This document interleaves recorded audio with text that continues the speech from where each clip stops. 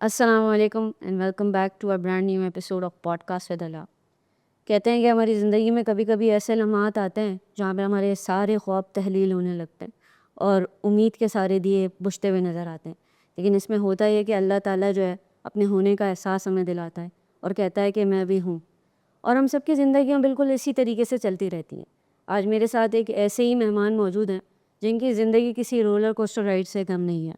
आइए आपकी इनसे मुलाकात करवाते हैं। इनका नाम है अली हैदर।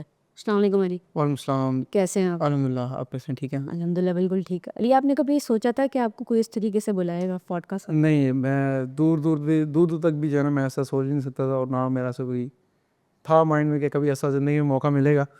और ये बस अल्लाह ताला का काम है, और कुछ दोस्तों की वजह से, और एक लाइफ मतलब कि एक अनएक्सपेक्टेड सी चीज़ है मेरे लिए, कि जो मेरा फैमिली बैकग्राउंड है उसमें आज तक किसी ने भी इस तरह की कोई चीज़ सोची ही नहीं है कि फ्यूचर में ऐसा कुछ हो सकता है, या पहले भी उन्होंने कुछ ऐसा किया हो, या उन्होंने एक माइंड में हो गया यार हम कुछ ऐसा करें, हमारा भी कोई इंटरव्यू ले, या हमारी भी कोई स्टोरी टेलिंग, जो हम भी लोगों से अपने एक कहानी बता सकें। तो इस तरह कोई नहीं था, कभी भी नहीं था। अपने बारे में थोड़ा सा बताएंगे, आप क्या करते हैं? मैं अभी जो है अल्हम्दुलिल्लाह मैं हमसे मैं काम कर रहा हूँ तकरीबन पिछले 2.5 साल से, और 2020 में मैं यहाँ से मूव हुआ था जुलाई में। तो जो मेरा एक लाइफ टर्निंग पॉइंट था वो काफ़ी 2020 में, उससे पहले मैं 2018 में मैंने मैट्रिक की कराची में ही। 2010 में हम यहाँ शिफ्ट हुए थे कराची में, फिर उसके बाद स्कूल में एडमिशन लिया, तो वो तकरीबन 2 साल में पीछे चला गया। मैं 4 क्लास छोड़ के यहाँ टू क्लास में मैंने एडमिशन लिया। अब थोड़ा सा वीक था, यहाँ के लिहाज से मैं वीक था। अपने गांव में जो स्कूल था वहाँ मैं मास्टर्स के वो जो टीचर्स थे हमारे वो बड़ा अच्छा लाइक करते थे, स्टडी भी वहाँ काफ़ी बेहतर थी। तो वहाँ से जो स्टडी ब्रेक हुई है, अच्छा ये स्टडी ब्रेक का जो है ना, ये तकरीबन 5-6 साल का प्रोसीजर है। मैं बार बार 5 तक जाके फिर बैक, फिर आगे, फिर पीछे, तो इसमें काफ़ी टाइम मेरा ज़ाया हुआ स्टडिंग में। अब नेक्स्ट जब लास्ट जो मेरा था कि वो हम लोग जब कराची में शिफ्ट हुए 2010 में, तो उसके बाद फिर कंटिन्यू रहा है, फिर उसमें ब्रेक नहीं आया। 2018 में मैट्रिक क्लियर की, उसके बाद था ख्वाब के कुछ बनने का, क्योंकि यहाँ सिटी एरिया के अंदर जब हमने लोगों को देखा है, मैंने लोगों को तरक्की करते हुए देखा है। मैंने एक जो पढ़ाई का विजन है कि इंजीनियर बनना है, डॉक्टर बनना है, ये सारी चीज़ें मैंने देखी, तो मेरे अपना भी ड्रीम था कि मैं कुछ ना कुछ ज़रूर अचीव करूँ। तो सबसे पहले जो गांव देहात का लड़का होता है उसका सबसे पहले माइंड में होता है कि आर्मी, पुलिस या नेवी, क्योंकि ये गांव में बड़ी प्रायोरिटाइज किया जाए जी बिल्कुल ऐसे ही है कि वो जब कोई गांव में छोटी के लिए फ़ौज आता है तो बड़ी उसकी रिस्पेक्ट होती है। तो हम लोग ये चीज़ देखते हैं कि यार मैं भी फ़ौज में जाऊँगा। तो उस चीज़ को, वो चीज़ मेरे माइंड में थी। हमारे स्कूल में कुछ टाइम काउंसलिंग भी होती थी, लास्ट जो 9 मैट्रिक होता है, तो उसमें काउंसलिंग में भी मेरा यही था कि मैंने फ़ौज में ही जाना है। तो उसके लिए फिर ज़ाहिर सी बात, जैसे मैट्रिक क्लियर हुई तो मैंने अपनी हाइट और अपनी जो फिटनेस थी उसके लिहाज से मैंने भरपूर कोशिश की। 3 से 4 ट्रायल दिए आर्मी में, 3 से 4 ट्रायल दिए पाकिस्तान रेंजर्स में। उसमें बहुत टफ स्टोरी है रेंजर्स की, ख़ास तौर पे जिन्होंने दिए होंगे वो इस वक्त जानते हैं कि वो 2018-19 में क्या प्रोसीजर था उनका।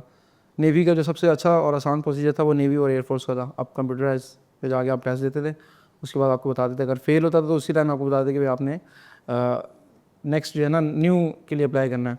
तो 3 चांस होते हैं सब में तकरीबन। लास्ट जो मेरा था एसएसयू में था, वो मेरी, मैं उसको बहुत लाइक करता था एसएसयू को, क्योंकि वो एक स्पेशल यूनिट थी पुलिस के अंदर, स्पेशल एशियन पुलिस के अंदर।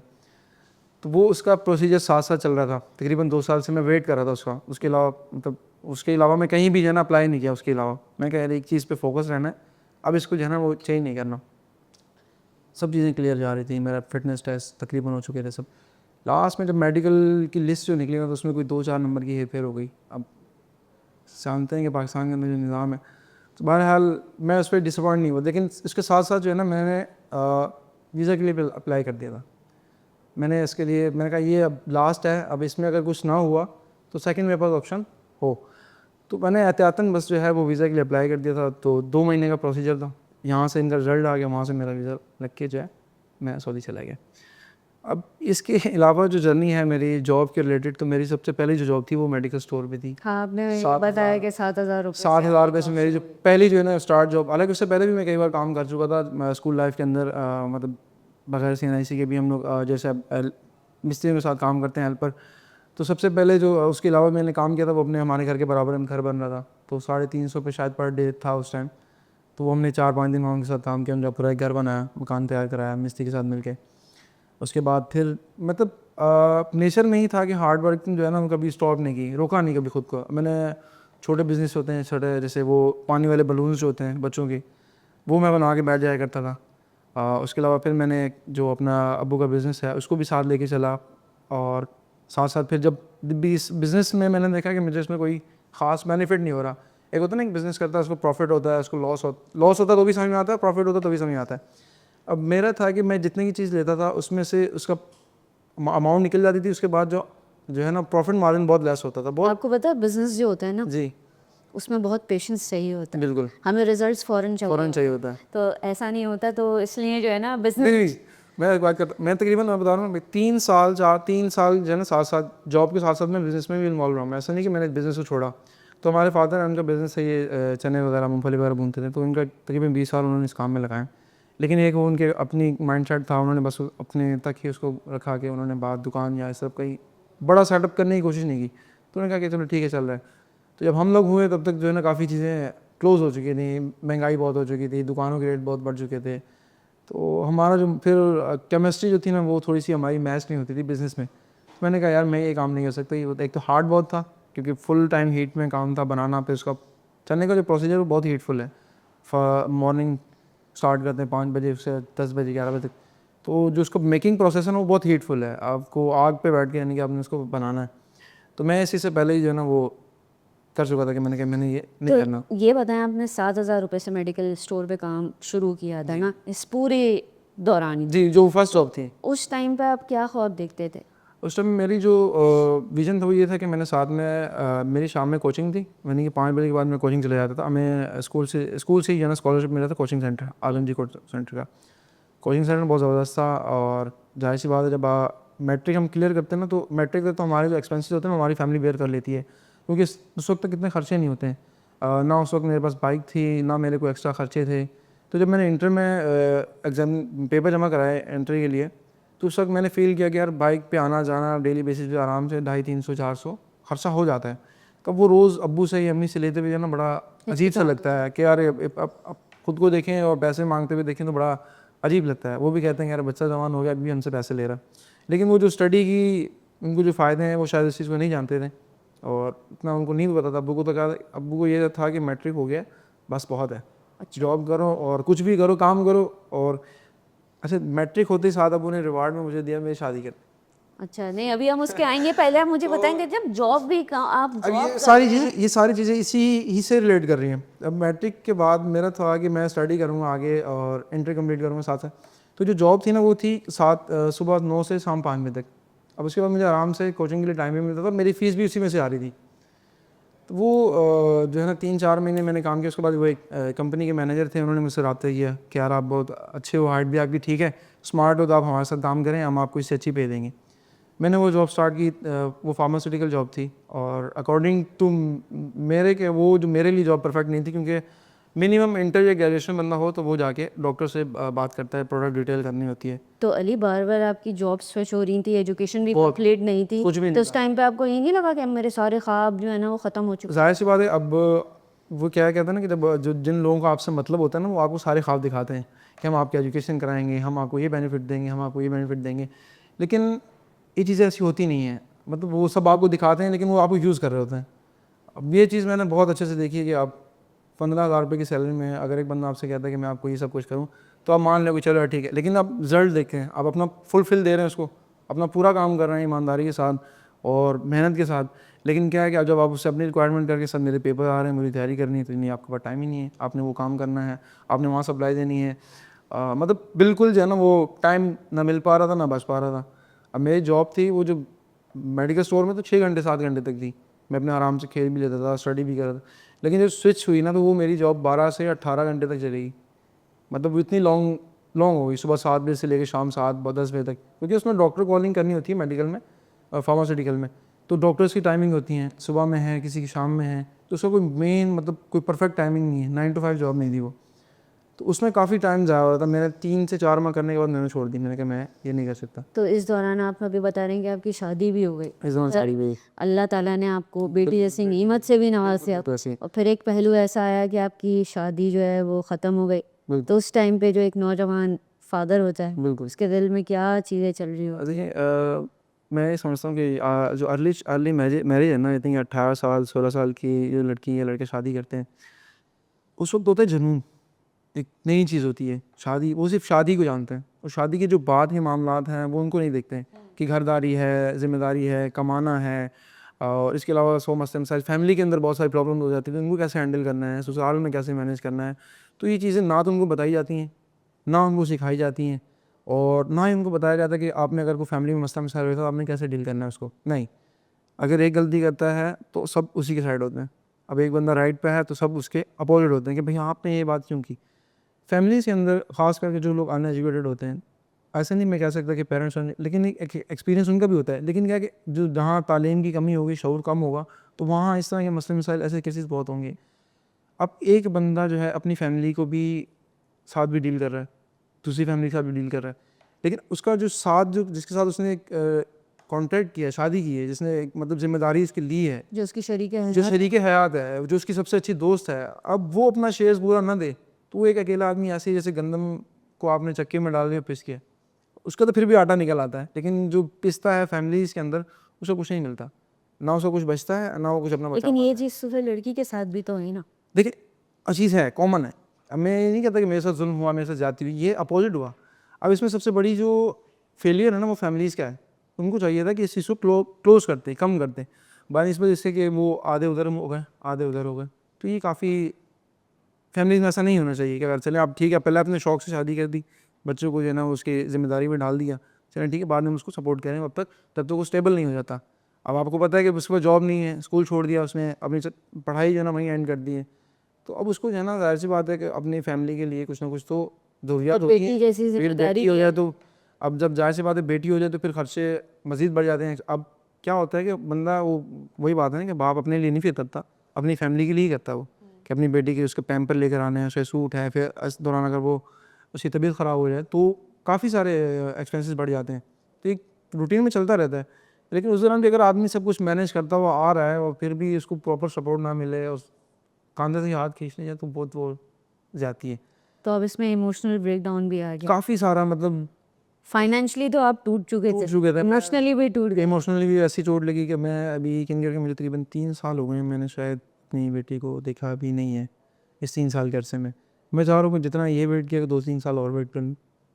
हालात एक जैसे नहीं रहते हैं, चीज़ें चेंज हो जाती हैं, जैसे भी 2 साल में चीज़ें चेंज हुई हैं, उन लोगों के रवैये चेंज हो गए जो जिनसे मैं कहा था कि यार ये मामला हल करें। इस पे आते हैं, अब आप मुझे बताएं, आप 2022 में फिर सऊदी अरेबिया चले गए टूटे हुए दिल को लेकर, बिल्कुल। और फिर आप ऐसी जगह पे गए जहाँ पे लोगों के दिल जुड़ जाते हैं, तो वो आपका तजर्बा पहले मुझे बताएं कि कैसा था। मैं समझता हूँ कि मेरी ज़िंदगी में एक मौजज़ा है और बहुत बड़ा रिवॉर्ड मिला है मुझे। मैं जितनी 5 साल की जो मेरी स्ट्रगल थी, उससे भी ज़्यादा कह लें कि जितना मैं पिस रहा था, मैं मतलब बिल्कुल एक्सपेक्ट ही नहीं कर रहा था कि यार ऐसा, चुके थे। बिल्कुल ज़ीरो। मतलब यहाँ तक आ गया था कि मैं घर से भी कुछ टाइम के लिए बाहर रहा, लाहौर में रहा, फिर ट्रक पे भी। तो ऐसी लाइफ गुजारी है मैंने कि बिल्कुल दरवेशों वाली, जहाँ पड़ा हुआ, जहाँ खा लिया, बिल्कुल कोई किसी चीज़। लेकिन उम्मीद ये थी कि कुछ ना कुछ तो बेहतर होने वाला है। जब चीज़ें टर्न होती हैं ना तो आहिस्ता आहिस्ता वो कुछ ना कुछ इशारे मिल रहे होते हैं। तो जो हरम शरीफ के अंदर जाने का था ये बिल्कुल मेरे सोचो गुमान में भी नहीं था। मैं गया सिंपल, ये भी जुलाई में हमारे अम्मी उनकी दोस्त हैं, उनकी सिस्टर की डेथ होती है, हम कहते हैं चलो एक फौत की हो गई, नहीं जाता है। उसी दौरान उनके पहले बहनोई की डेथ होती है, बाद में उसी दौरान उनकी सिस्टर की डेथ होती जाती है, दूसरी वाली। मैंने कहा अब 2 फौत होंगी तो चलो अब जाना पड़ेगा। अम्मी की दोस्त थी, काफ़ी क्लोज थी, हमारी भी आंटी हैं, काफ़ी उनका प्यार हमसे। तो मैंने कहा अम्मी कैसे चलते हैं, हम लोग वहाँ गए, रुके, मुल्तान से आगे हम अपने खाला क्या चले गए, तो उन्होंने कहा कि फ़ला जगह वीज़े हैं, आप बंदे से बात कर लें। मैं फ़ौरन गया, उससे बात की, उसने कहा भाई इस तरह लाहौर चले जाओ। वहाँ लाहौर गया, 2 दिन बाद मेरा इंटरव्यू हो गया और कोई इतना मुश्किल नहीं था, कोई रॉकेट साइंस नहीं थी, जस्ट मैकेनिकल का काम मैं पहले कर चुका था, तो मीटर का और ये सब चीज़ों का आइडिया था। तो वो इंटरव्यू दिया, उसने कहा ठीक है, तकरीबन 2 महीने के अंदर अंदर जो है ना वो सारा प्रोसीजर हो गया। वहाँ से प्रोसीजर के दौरान भी मुझे नहीं पता था कि मेरी जॉब कहाँ पर है, मैं कहाँ जा रहा हूँ। बस ये कहते कि यार हरम मक्का प्रोजेक्ट है, हरम प्रोजेक्ट है, तो ये चीज़ समझ में ही नहीं आती थी। बस ठीक उस टाइम जो बंदा नया जिसको जिम्मेदारी होती है ना उसको भागना होता है किसी तरीके से। वो कहता है यार बस ये ना वीज़ा लगे, कहीं कुछ काम भी मिल जाए, मैं बेलचा चला लूँगा लेकिन मैं यहाँ से निकलूँ ताकि मैं फाइनेंशियली जो है अपनी फैमिली को या खुद भी सपोर्ट कर सकूँ। तो मैंने कहा ठीक है जो भी है चलेगा, देखेंगे बाहर जाके। उन्होंने कहा भाई आप यहाँ से जो भी है आप करें और बाहर जाके आप कुछ भी कर लें, आपको कोई रोक टोक नहीं है। मैंने कहा ठीक है, कर लिया। 2 महीने का प्रोसीजर था उनके पेमेंट वगैरह की। ये अल्हम्दुलिल्लाह सबसे बड़ी एक और चीज़ भी थी कि अम्मी की जो सेविंग्स है वो काम आ गई। मेरे पास कुछ भी नहीं था, अब्बू के पैसे थे 1.5 लाख रुपए और कुछ पैसे अमाउंट अम्मी ने मतलब की, तो मिल मिला के वो सारा हो गया, किसी से लेने नहीं पड़े अल्हम्दुलिल्लाह। अल्हम्दुलिल्लाह। अब क्या होता है कि फैमिलीज़ के अंदर जो है ना, रिश्तेदारों में ऐसा होता है कि इस ऐसे मौक़ों पे अक्सर एक दूसरे से पूछ लेते हैं। तो मैंने पूछा था लेकिन इस पे हम आएंगे, इसमें हम इंशाल्लाह बाद में भी ज़रूर आने वाले सवाल नेगेटिव आपसे। नेगेटिव रिस्पॉन्स था। लेकिन मुझे हालांकि अम्मी ने मना किया कि ऐसा नहीं करना किसी से भी, लेकिन मैंने अपने तौर पे पूछा। नहीं, तो वो अच्छा ही हुआ जो आपने नहीं पूछा, जिसके बारे में अभी बात करते हैं। मुझे बताएं। मैंने एक दो से पूछा, उन्होंने कहा कि नहीं, और उन्होंने भी नहीं कहा यार आपको कुछ मतलब अगर सब कुछ भी हो तो हम हाजिर हैं। यार बंदा कहने से इतना बड़ा दिल बड़ा हो जाता है कि यार ठीक है उसने कह दिया, ना दे एक अलग बात है। गलत जगह उम्मीद लगाई थी आपने। हाँ, लेकिन यह ऐसा मेरे साथ ऐसे ही है। मैं ऐसे उम्मीद लगा लेता हूँ, लेकिन बहुत कम होता है कि अच्छा रिस्पॉन्स है ना वहाँ सारे बहुत। इंसानों से उम्मीद लगाएंगे ना, करीबों से, करीब के जो लोग होते हैं उनसे दिल ही टूटेगा आपका। मेरे साथ मेरा एक दोस्त है कामरान, हमारा अच्छा वो मेरा सिर्फ बैचमेट भी नहीं था, हमारा स्कूल एंड हुआ तो हम दोनों की दोस्ती। वो भी मेरी तरह बिल्कुल अकेला है, मतलब ज़्यादा घुलने मिलने वाला आदमी नहीं है, बिल्कुल सीधा है। और हम दोनों की जोड़ी ऐसी अब तक चल रही है। तो जहाँ भी मुझे कोई मसला मसाइल हुआ तो मेरे मतलब जब मेरे पास काम वाम नहीं था तो उसकी काफ़ी मेरी सपोर्ट रही थी। उसकी दुकान है तो वो काफ़ी फिर भी जो है ना सपोर्ट करता रहा कि यार ठीक है जैसे भी तेरे हालात हैं चलता रहता है। तो उसने काफ़ी सपोर्ट किया, उसका बहुत सहारा है। अम्मी के बाद क्या घर वालों के बाद जो है ना सबसे ज़्यादा का सपोर्ट किया मुझे किसी ने बाहर फाइनेंशियली, तो वो मेरा दोस्त है। मैं ऐसी से बुलिंग नहीं करता अच्छे दोस्त बहुत बड़ी बहुत। हिम्मत और होती है। मैं कहता हूँ कि अच्छा दोस्त हो एक हो जो आपको ऐसे टाइम में काम आए जब आपके यहाँ कोई काम ना आ रहा हो, जहाँ सब आपको यहाँ ठीक है फ़ोन बंद कर लेते हैं ऐसे टाइम पर। लेकिन उस बंदे ने कभी मुझे इनकार नहीं किया, हाँ उसके पास है तो उसने कभी मना नहीं किया जो उसके काम आ सके। तो मेरी एक दिली ख्वाहिश थी कि यार जब ये उम्र हम लोग साथ करें। तो ये दिसंबर में अभी आया था अपनी दादी के साथ, तो ये भी मेरे भी गिफ्ट था। मुझे आप सबसे पहले तो ये बताएं कि जब आपने पहली बार खाने काबा को देखा था, उस लम्हे को आप ज़रा डिस्क्राइब करके दिखाएं। शायद ये ऐसे लम्हे होते हैं ना जो जज्बात है ना वो दिखाए नहीं जा सकते, वो सिर्फ महसूस किए जा सकते हैं। तो जब मैं वहाँ अपने कैंप पहुँचा तो मैंने क्लॉक टावर देखा, मैंने कहा यार करीब करीब जगह बिल्डिंग देखी देखी लग रही है। तो खैर हमें 1 हफ्ते का प्रोसीजर था उन कंपनी का कि यार आपके जो डॉक्यूमेंट्स कंप्लीट होते हैं। तब वहीं अच्छे लोग भी होते हैं साथ साथ। तो एक बंदा था उससे मिला, हम उनसे मिले, हम 7-8 लोगों का ग्रुप था। तो वो हमें साथ अपने ले गया। अब हरम जो आप जाएँ यहाँ से वो अंजुम होटल के पास है, तो वो बिल्कुल अभी तो बहुत चेंज कर दिया। तो वहाँ से जो है ना ठंडी हवा महसूस होना शुरू हो गई। हम इतने गर्मी से वो टेम्परेचर वहाँ हाई होता है। उस स्ट्रीट से लेके अंदर तक दारे तोहीद तक तो काफ़ी ठंड लग रही थी कि बड़ा जिस्म ठंडा ठंडा लग रहा था आपको। अब अंदर जब गए तो फर्स्ट टाइम जो देखा है बैतुल्लाह शरीफ को, तो सरप्राइज़ वाली बात थी कि यार समझ में आया कुछ भी? कुछ भी नहीं। मैं यहाँ मतलब ना मेरे को ना मुझे मेरा कोई माजी याद रहा, ना मुझे को अपनी कोई ऐसी चीज़ याद रही कि जो मुझे कोई हादसा हुआ हो मैं उससे गम हो। और कोई मतलब बिल्कुल क्लीन, ऐसा नहीं कि बिल्कुल क्लीन के सामने खड़ा। और ना मैं कोई सोच ही गया था कि यार वहाँ जा, ऐसे लोग होते हैं कि ऐसे सोचते हैं यार वहाँ जाके दुआएं मांगेंगे, तो ऐसा मेरे ख्याल से ऐसा कुछ भी नहीं ब्लैंक होता। हो जाता है इंसान। कुछ भी नहीं होता, कुछ भी याद नहीं रहता उस टाइम पे। और ये ऐसा मेरे साथ पहली बार नहीं, मतलब पहली बार तो था, लेकिन अब नेक्स्ट टाइम जब हम लोग इतने करीब हैं तो हम कभी भी हमें प्रोसेस है ईजी है, हम जाना हमें आसान है। तो वहाँ जाके ना काफ़ी दिल हल्का हो जाता है। जब मुझे शदीद गम हो या समझ ना आ रहा हो कि मैं क्या करूँ, तो मैं वहाँ जाके बैठ जाता हूँ कुछ देर। असर की नमाज़ अक्सर जब टाइम मिला तो मैं वहीं अभी अदा। तो तसव्वुर किया था कि अल्लाह ताला आपको अपने इतने मुकद्दस मकाम पर इतना करीब रख लेगा शायद नहीं। मैं समझता हूँ कि मैंने ज़िंदगी में बहुत सारे अच्छे ही काम किए, ज़्यादातर कोशिश होती है कि किसी की हेल्प कर दी, तो उस कहीं ना कहीं किसी की दुआ जो है ना वो वहाँ तक देख तो ली। कौन से ऐसे मोमेंट्स हैं जो आपको ना ज़िंदगी भर याद रहेंगे? अभी है 2 साल हुए हैं आपको, 3 साल हुए हैं? 3-2.5 साल हो गए तकरीबन। तो आपको ज़िंदगी में ऐसे कौन से लम्हात हैं जो आप बोलते हैं कि ये मैं ना कभी नहीं भूल सकता? बहुत सारी हैं। अब एक तो जो सबसे पहली जो चीज़ थी ना, मैं एक हसरत दिल में रह जाना वो थी कि मैं लाजमी जो एक थी और चीज़ मांग रहा था कि होनी चाहिए, वो ये थी कि मैं लास्ट टाइम जाते हुए अपनी बेटी से मुलाकात करूँ। उस वक्त वो ठीक भी थी और मेंटली भी और हर लिहाज से। तो मेरी क्योंकि 1 साल हो गया था हम यहाँ से गए हुए उनको, तो मेरा फिर ये प्रोसीजर करा वो, तो 1 साल हो गया था मेरे से मिले हुए। फ़ोन पे बात भी शायद मेरी नहीं होती थी, बड़ी सख्ती थी उनकी तरफ से कि नहीं बात भी नहीं बिल्कुल नहीं करानी। खैर वो मैं गया था एक बार, तो उन्होंने कहा कि यहाँ नहीं है, दादी के पास गया तो उन्होंने कहा यहाँ नहीं है, चाचू के पास गया तो मतलब यहाँ नहीं है, तो मैंने कहा ऐसा नहीं करें।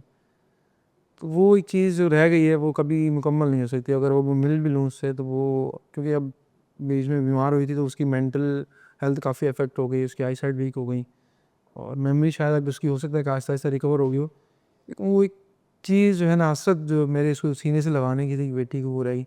इस दौरान मैंने महसूस किया कि औलाद का होना कितनी बड़ी नेमत है, बेटी हो या बेटा हो। और उसके फिर महरूमी जो है, अब हम माँ बाप हैं, चले जाते हैं हम, ठीक है कर लेते हैं, लेकिन एक ऐसे प्रोसेस में जब आप खुद जवान हो, अब आप उसके लिए सोच रहे हो कि मैंने इसका स्कूल कौन सा करना है, इसको कौन से मदरसे से तालीम दिलानी है, इसे क्या करना है, और उस दौरान आप ये चीज़ ब्रेक हो जाए, हट जाए, बिल्कुल दूर हो जाए उससे, आपको तो बड़ी तो इतनी सारी तकलीफ़ों के बाद ना आपकी सबसे बड़ी ताकत क्या थी? कि ताकत। ऐसे नहीं होता कि आपके ऊपर तकलीफ़ हो, कुछ ना कुछ ऐसा ज़रूर होता है। असल में उसके साथ ये था कि मेरी अम्मी जो है ना वो काफ़ी सपोर्ट रही है मेरे साथ, तो वो कभी मैंने उनको मायूस नहीं किया कभी किसी मौके में, और जितना उन्होंने हो सका अभी तक, अब तक भी वो मसलन ये भी ठीक है, और अभी भी वो काफ़ी मेहनत कर रही है हमारे साथ, मिल गए हमारे साथ खड़े हो गए, बिल्कुल काम करें, ऐसा नहीं कि एक दिन भी रेस्ट किया हो, नहीं।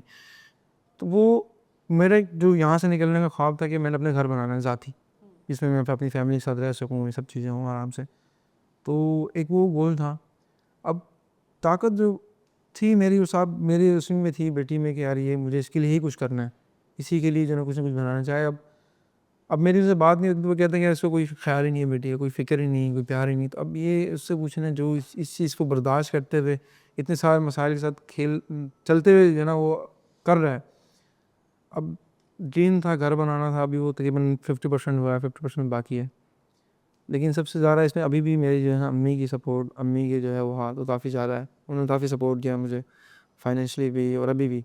वह अल्लाह ताला इस चीज़ का बहुत अजर भी देगा उनको और आपको भी देगा, आप ऐसी ही तरक्की करें आमीन। तो जब आपने सब कुछ खो दिया, फिर अल्लाह ताला से अपना ताल्लुक़ कैसा महसूस किया? क्योंकि इंसान जब टूट जाता है ना, बिल्कुल। वो कहता है ना, कौन कहता है कि रब नज़र नहीं नहीं, नहीं आता? आता, नहीं। एक वही तो नज़र आता है जब कोई नज़र कोई नज़र नहीं आता। तो इस दौरान जो है ना मैं एक मैं जो चीज़ें देखी हैं ना लोगों की, यार वो फलाँ मेरे साथ हादसा हुआ, मेरी लाइफ चेंज हो गई। तो मैं कहीं न कहीं ना ये माँगता था, मतलब कहीं न कहीं यार मैं चेंज नहीं हो पा रहा हूँ, मैं वहाँ हर चीज़ कर रहा हूँ, लेकिन वो एक दिल जो है रूहानी तौर पे जो है ना, रूहानी तौर पे जो है ना अटैच नहीं हो पाया मुकम्मल, हालाँकि मैं हरम में रह के भी। तो मैं कहता था यार अल्लाह ज़िंदगी में कोई ऐसा हादसा हो कि जो मेरी ज़िंदगी बदल दे। तो वो शायद मैं समझता हूँ वो कहीं न कहीं जो है ना अल्लाह अल्लाह ने जो है वो उस चीज़ को सुना कैसे भी। तो लाइफ़ चेंज होती है वहाँ से ज़्यादा होती है, जो मैं फिर अल्लाह से हमारा जो कॉन्टैक्ट है वो ज़्यादा करीब उस वक़्त से बाद से होता है। वो चीज़ें बहुत करीब ले जाती हैं कि एक महरूमी जब चीज़ की हो जाए ना, एक आपके पास चीज़ दस्तयाब हो, एकदम से वो महरूम कर दी जाए उस चीज़ से, तो फिर आपको तकलीफ़ होती है। फिर आपको समझ में आता है कि नहीं यार इस चीज़ में, दुनिया में जो है ना सारा निज़ाम आपके हाथ में नहीं है। कोई है ताकत जो इसको चला रही है, और कोई है जो आपको जो है ना यहाँ तक ला लेकर आया। वरना वो कहते हैं कि हम उस हालात से गुज़र आए हैं जहाँ लोग पहुँचते हैं तो वो सोचते हैं कि यार हम यहाँ अपने आप को एंड कर लें। तो ऐसे-ऐसे दिन भी आए हैं कि मैं एक दो बार शायद मेरे पास ख़्याल ऐसा ज़हन में आया था कि यार बस अब एंड हो गई है। तो आपको ऐसा लगता होगा ना कि अल्लाह ताला ने आपको चुन लिया। चुन लिया, बिल्कुल ऐसी है।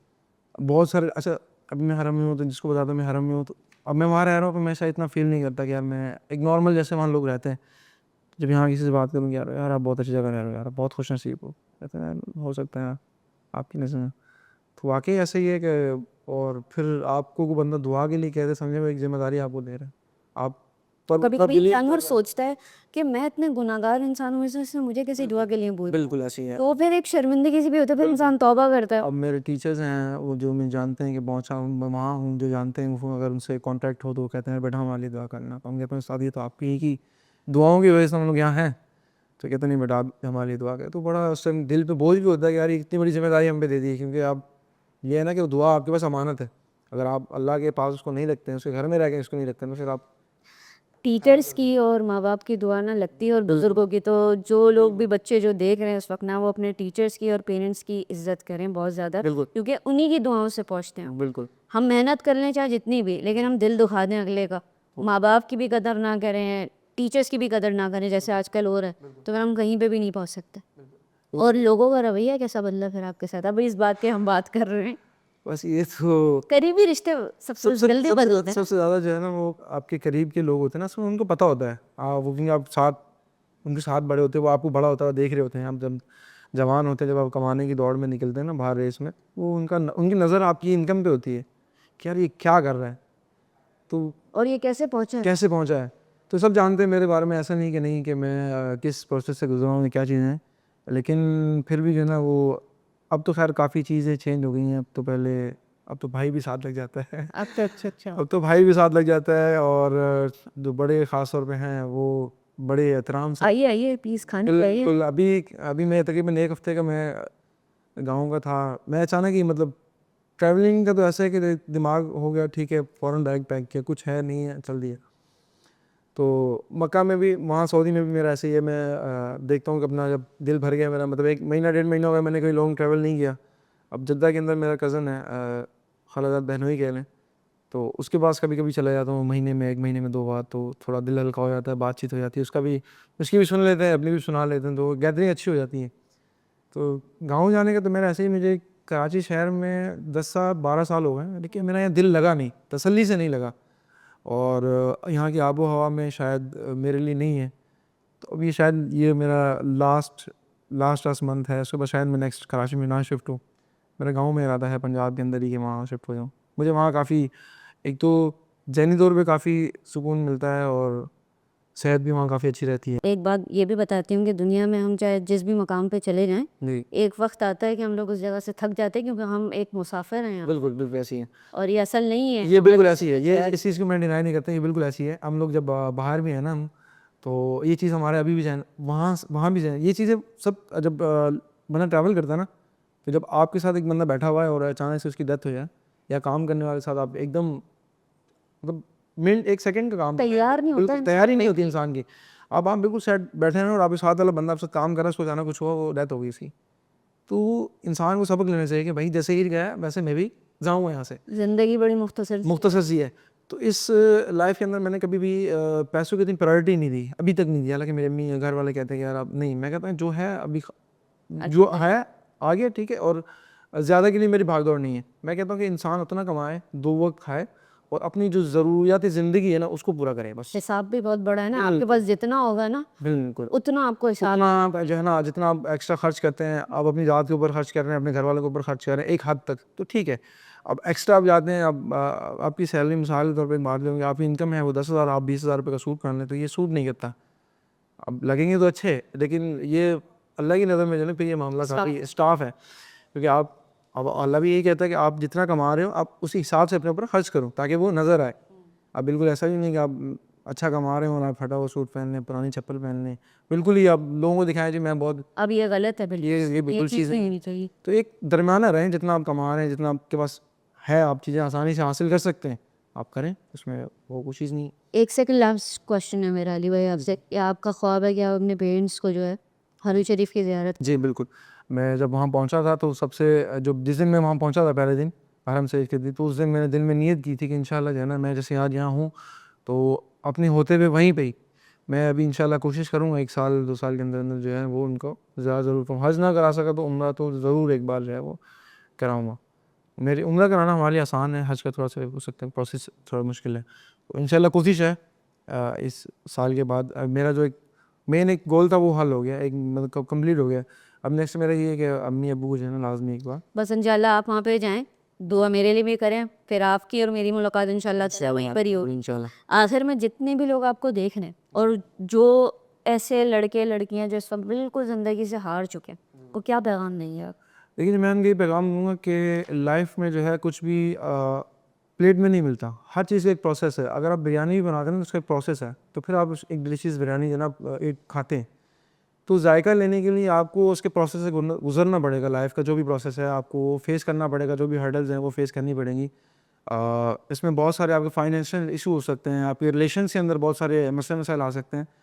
तो अगर आप मैरिड हैं और फाइनेंशियल इशूज़ हैं, तो कपल को चाहिए कि मिलकर जो है ना वो अपने फाइनेंशियल इश्यूज़ के हैं वो उनको मुकाबला करें, एक एक दूसरे को अकेला ना छोड़ें, ख़ास तौर पर उस वक्त जब आपके ऊपर फाइनेंशियल बर्डन हो, क्योंकि ये बहुत हार्ड टाइम होता है आदमी के ऊपर भी और फीमेल के ऊपर भी जो है, इन दोनों को इसमें सर्वाइव करना लाजमी होता है। बाकी स्टूडेंट्स के लिए मैं कहूँगा कि अपने उस्ताद की, अपने माँ बाप की, और अपने से जो बड़े लोग हैं जो आपको सिखा रहे हैं उनका एहतराम करें, उनकी रिस्पेक्ट करें, और ये दुआएं जो है ना ये आपको नज़र नहीं आती, लेकिन ये आपको कहाँ ले जाती हैं ये फिर आप खुद देखते हैं।